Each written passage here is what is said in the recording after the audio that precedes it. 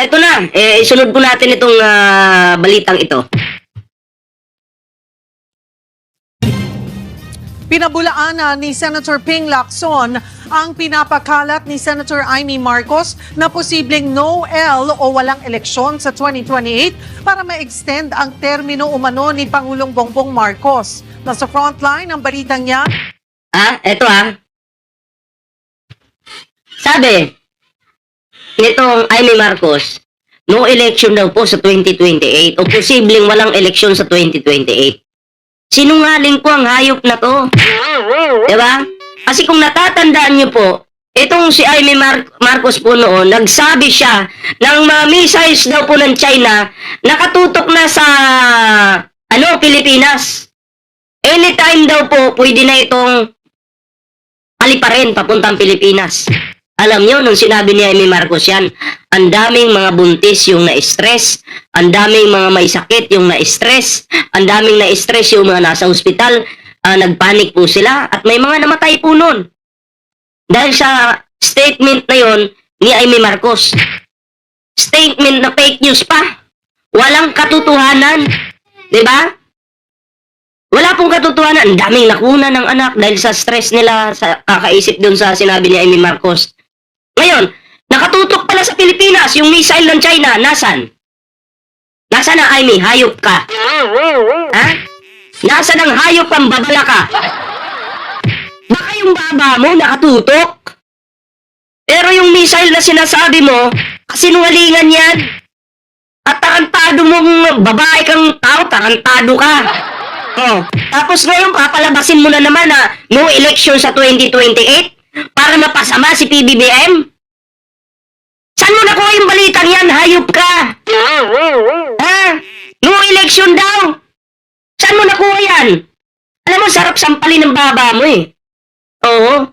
Kasi every time na nagsisinungaling ka sa taong bayan, humahaba yung baba mo. Oo. Si Pinocchio, iba pa yung humahaba nun, ilong. Ito, baba. Ang ina talaga, alam mo, Amy Marcos, tigilan mo yung katarantaduhan mo. Nagsinungaling ka pa. Sabi mo, the Senate is under attack. Malaman-laman namin, siya plus ka pala yung unang nagpaputok. Under attack sa baba mo. Wala ka ng kredibilidad. Wala na. Sinira mo na yung pagkatao mo. Wala, mapapamura ka na lang talaga. And, sa hindi pa po nakakapag-like, share, subscribe sa ating YouTube channel, mga pre, kalimbangin nyo na lang po yan. Matuloy po tayo dito. Si May Andos Baños. Hindi pa rin nawawala ang langit-ngit ng kudeta sa Senado, lalo na ngayong pugante ng itinuturing si Senator Bato de la Rosa na siyang naging susi para maging Senate President, si Senator Alan Peter Cayetano. Ang 1311 na bilang ng Senado o 13 miyembro ng mayorya at 11 menorya, 1211 na lang ngayon. Kaya ayon kay Senator Erwin Tulfo, isa lang to humakbang dyan, tapos ang boxing. pero sa isang interview, sinabi ni Senator Amy Marcos na kaya lang naman daw gustong mapalitan ang Senate leadership ay dahil sa itinutulak na charter change sa pamamagitan ng Constitutional Assembly o CONAS. Ibig sabihin, mga nakaupong mambabatas ang hihimay at babago sa konstitusyon. Giit ng senadora gagawin umano yan para walang 2028 elections. Para raw Ayan pakinggan nyo to. Giit ng senadora gagawin umano yan para walang 2028 elections. Para raw ma-extend ang termino ng kanyang kapatid na si Pangulong Bongbong Marcos. Diba? Magaling po siyang gumawa ng pambobola sa taong bayan. Diyan po siya magaling. Pero kung ako po yung tatanungin kung ma-extend mas okay. Diba? Kung ako yung tatanungin. Pero imposible po mangyari yun. Imposible po.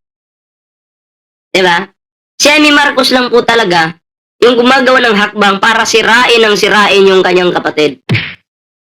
Tayo po, proud po kay Pangulong Bongbong Marcos. Alam nyo bakit? Siya po hindi po naninira kay Amy Marcos. Tahimik lang po siya. Pero si Amy Marcos, sinisira niya yung kanyang kapatid. Oh. Wala pa kang ginagawang hakbang. Advance ka na, Amy. Bangag ka talaga, no? Oh. Diba? Eh, mahirap yan kung kapatid mo, sisiraan mo ng sisiraan. Hindi ka tanggap-tanggap sa taas yan. Diba? Dapat ang magkakapatid, nagkakasundo, hindi nagsisiraan. Okay? Pero si PBBM, hindi naman po naninira. Yung kapatid talaga. May balik yan, Amy Marcos. Buhay ka pa. Ito buhay ka pa, pero tingnan mo yung mukha mo, para kang iniimbalsa mo. Di mo napapansin? May kumakalat na picture sa internet? Naka-zoom in yung pagmumukha mo? Para kang patay na naimbalsa mo na. Diba? Wala eh. Puro paninira yung ginagawa. Ayun, naapektuhan yung pagkatao. Bumuelta riyan si Senator Oy, salamat po Jarts. W. Jarts. Salamat po sa pag-subscribe sa ating YouTube channel. Ping Lacson sa programang Ted Filon at DJ Chacha. Outright lie. Kasi nungalingan, walang pag-uusap kami, maski yung mga focuses namin. Napakalimit kami mag-focus sa minorya. Never yang napag-usapan. Never yang nabanggit yung CONAS. Kung meron mang plano na mag-CONAS, hindi namin alam yun. Kung ano yung, kung meron man, at kung meron kami narinig, hindi namin alam kung ano yung end state na gusto nilang makita. Kung matatandaan itong Lunes, nabanggit din ni SP Cayetano ang Chacha sa kanyang press con. Ilang beses pa nga niyang binigyang diin at 2023 Si Baklang Cayetano, pag gustong i-abolish ang Senado. I really believe that the events in the last few months was also intentional na ma-weaken ang Senate because bubuhayin yung constitutional change, except this time around, regional Senate ang gusto nila. But to do that, siguro, part of the enticement is that may term extension. Nang tanungin yan kay Lacson, Di ko alam kung ano yung pinanggagalingan ng kanilang, kasi para kaming nangangarap na lang lagi, walang ganyan pag-uusap. Ang dominant na tuwing mag-uusap kami, ibalik natin yung dignidad ng Senado. kasi nawala po talaga yung dignidad ng Senado. Diba? Nung binaboy po ng mga senators yung Senado, wala, alam mo, ang tingin ko sa Senado, bumabay. Diba? Masyado ng nababoy talaga. Lalo na nung naging Senate President yan si Alan Peter Cayetano. Diba? First time po sa Senate na magkaputukan. Dahil dyan kay 10,000 na yan. Diba? So, dapat po talaga sa nangyari dyan sa Senado, may mapanago talaga. Dapat po. Salamat po, Marie Osta, sa iyong pakulay po. Salamat po. una na rin itinanggi ng Malacanang na pinag-uusapan ng Administrasyong Marcos ang pag-aamyenda ng 1987 Constitution. Sinusubukan pa ng News 5 na kunan ng pahayag sila Senator Amy at SP Cayetano. Nagbabalita mula sa front. Kayo po ba maniniwala doon sa mga pinapakalat na chismis ni Amy Marcos? Press 1 po kung oo, press 2 kung hindi. Maniniwala po ba kayo kay Amy? Press 1 kung oo, press 2 kung hindi. Tingnan natin. Kasi ako, hindi talaga ako naniniwala dyan. Ginagawa lang yan ni Amy Marcos para masiraan po si PBBM. Yan lang po yung nakikita ko dyan. Ayan, dami nagpresto. Hindi sila naniniwala. Kahit ako, hindi rin po ako naniniwala dyan. Ay, shoutout po sa mga walang jacket dyan. Na-jacketa na po kayo. O yung mga walang kulay yung pangalan, mag-press 1 nga, press 2 nga kayo para ma-jacketa natin yung inyong pangalan. Para hindi kayo masako ng mga DDS dyan. Ang dami nagpresto, no? So, eto pa mga pre, idugtong pa natin itong mga senators na to. Pakita ko lang sa inyo. Ay, putang, ikaw na naman! Lumayas ka na nga dyan! Ay, na ikaw na naman! Tama na yung pagmumukha mo. Lumayas ka dyan. Oh, ito na. Ito po. Yan. Sabi dito ni fake news, nahuli si Bato. Sino ba nagsabi nahuli si Bato? Oh, sino bang nagsabi? Pamilya mong inutel? Tanga-tanga. Oh, nakikita niyo po ito. 13 senators. Oh. First, they refused to sign the Senate flood control report. Then they moved to oust former Tito Soto, Senate President Tito Soto. So ayan pinagkaisahan po nila. These senators who serving the Duterte instead of the Filipino people. Diba? Halata po natin itong mga bugok ng mga senador na to. Ang kanilang pinaglilingkuran po, yung kanilang pinaglilingkuran ay pamilyang Duterte. Si Mig Suberi kasi duda ako dito. Alam mo si Suberi? Pabago-bago din to ng desisyon eh. Diba?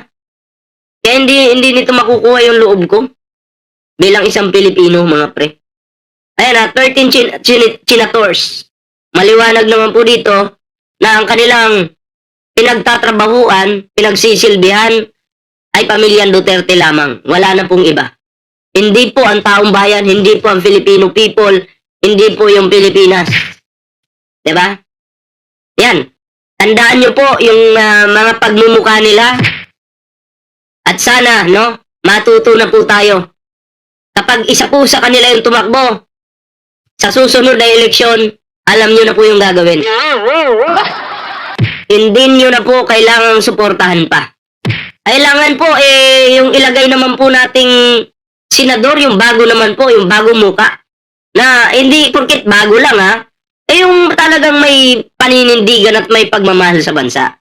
Kasi malalaman naman po natin yan.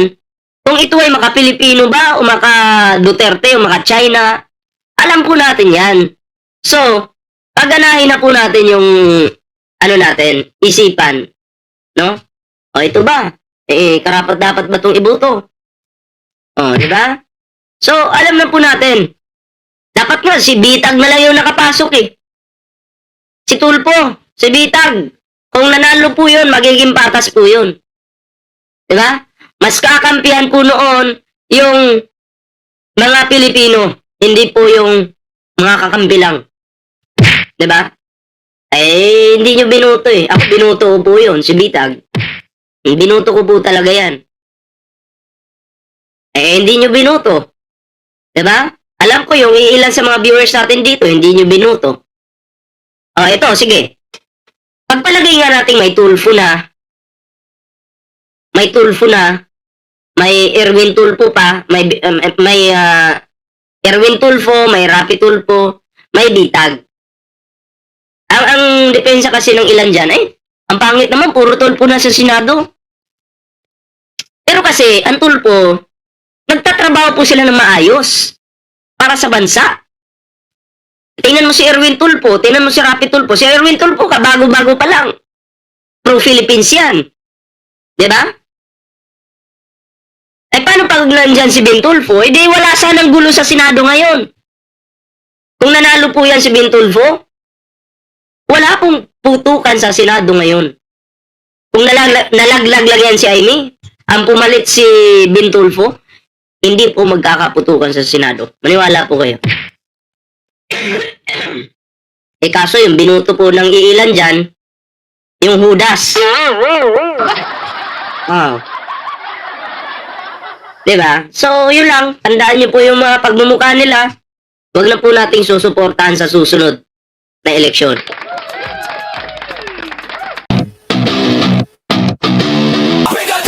Wala kang kawala.